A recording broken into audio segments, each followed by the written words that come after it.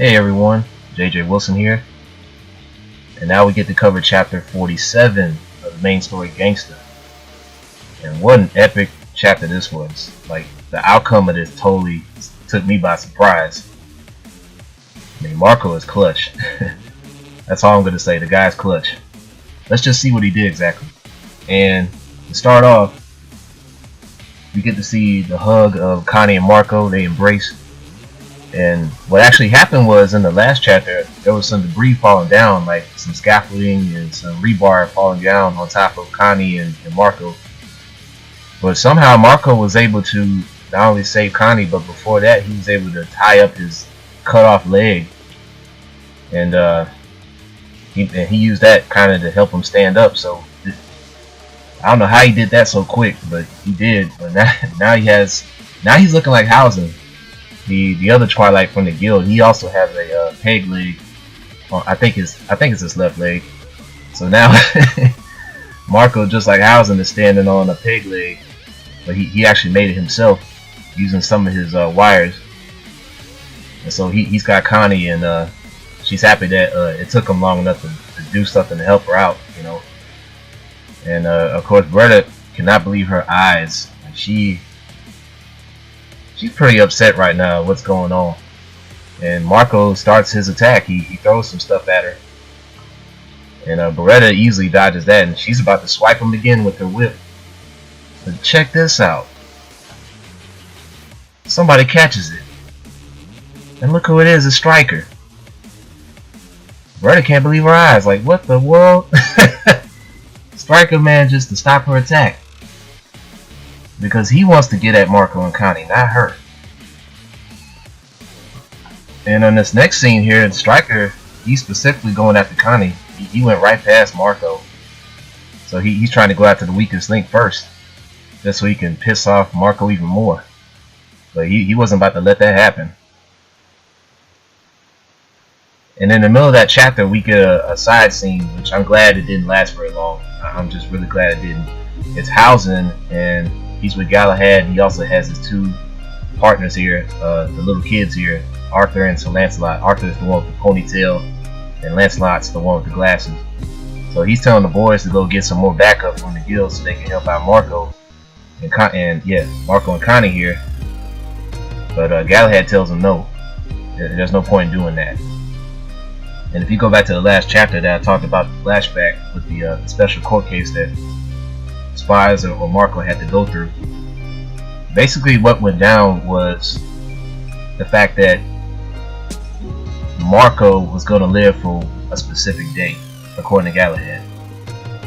Because he had killed so many humans and Twilights, well, really Twilights, because Marco is affiliated with the original the second Destroyers, because he's affiliated with the second Destroyers, you know, he was regarded as a prisoner, even though he was free.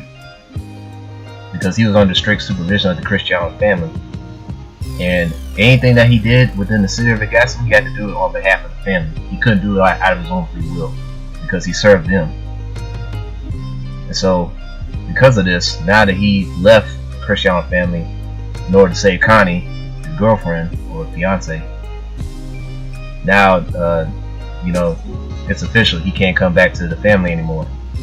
And because of that, the guild, I guess because of the compromise made during that court case, the guild is now responsible to end off Marco's life. So if Gina Parkley were to find out from Hausen that they were trying to help Marco, then those guys would face some severe consequences, in my opinion. I think that's what's going to happen.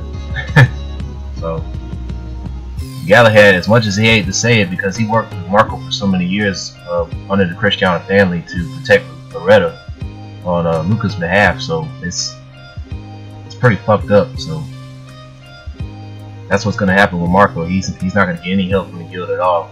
He's pretty much a dead man walking, as far as they're concerned. And now we go back to the fight, man. Marco is holding his own, man.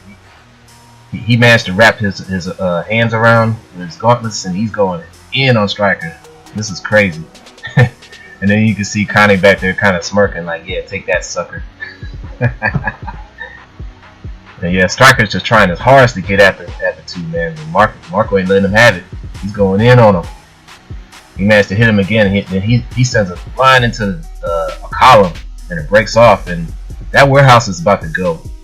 The warehouse is about to go down. The old gun shop of the Revolt family is going down, and Striker's reminiscing about the past. He's remembering all the times he had with spies coming up as kids, and you know he's kind of wishing those days were back, you know, because that's when he really had the most fun as a killer. But then you see Beretta, you know, his who was a squeeze, but I guess that's gonna change now in the future. He's not gonna help him at all after this. She was about to kill this guy. She was about to kill Marco, and yet Striker didn't want her to do it. So I'm very interested to see what's gonna happen here after this chapter. The relationship between Striker and Beretta after this, man, this could get really, really interesting. This is a really strange turn of events. And the last scenes here, Marco and Connie do indeed get out of there, and looks like he didn't get out of there completely free. At the very end of that panel, I do see some rebar stuck in his chest. So I don't know if man, he needs some serious medical help. Marco does. After getting his leg cut off, after getting some of his fingers chopped off, and then now he's got some rebar stuck in between his chest. I don't know. I think he did a great job surviving, though, nonetheless. I mean, that was crazy what he just did in this chapter. But he managed to save Connie's life, and the last thing he tells her is that he's sorry that he lost the rings, the two, you know, the ring finger rings that they had, and they had their initials together. So he has to apologize for it, and Connie calls him a dummy for that. But if you look back a few chapters ago, and I believe it was chapter 42. Yeah, 42. Halcyon found their rings. He managed to locate the rings after the fight with Colt, or one of the other destroyer fighters, and he gave it to Galahad. And you see early in that scene that Galahad was holding their rings together. So now it's time for theories here. I think if Galahad were to encounter Marco again, and this is probably going to be before he goes back to, I'm not even sure where Marco and Connie are going to go back to. I don't know why I said that just now. But yeah, if Galahad were to encounter Marco and Connie, he's probably going to urge them to get out of the city before the mercenaries come after them, the remaining mercenaries of the guild. Because after this unfortunate turn of events, it looks like Marco's pretty much on his own, and now everybody else is going to come after him, whoever it may be, you know, in accordance with the 3 laws. So I'm trying to think what could play out here from here on out for Marco. I mean, what does he do? You know, that's the $1 million question now that he's got Connie. Would the logical thing be to put in to leave the city just to get the hell out of Dodge before things get really crazy? But that's what it seems like. You know, a lot of former allies in the story are starting to turn against each other, you know, for better or for worse, whether they want to or not. You know, that's what it seems like that's going on in this tale. So if anybody else has anything else to add, please feel free to say so in the comment section if you want to.